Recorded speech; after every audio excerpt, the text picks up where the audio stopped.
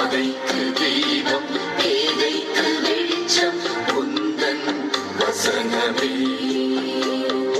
Praise the Lord. இன்றைய நாள் தியானத்திற்காக 86ஆம் சங்கீதம் 11ஆம் வசனம்.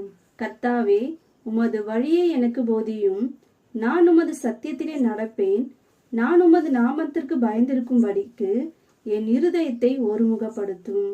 ஆண்டவர் காட்டும் வழியில் நடப்பதே சரியானதாகவும் ஆசீர்வாதமானதாகவும் இருக்கும் என்று தாவீது அறிந்திருந்தபடியால் தேவனிடத்தில் உமது வழியை போதியும், அதன்படி நடப்பேன் என தாவீது கூறினார். ஆண்டவர் அவர் ஜீவனுள்ள தேவன், நம்மை ரட்சித்துள்ளார். தேவன் நம்மை நேசிக்கிறார். நமது காரியங்கள் யாவும் நன்மையாக நடக்கவே அவர் விரும்புகிறார்.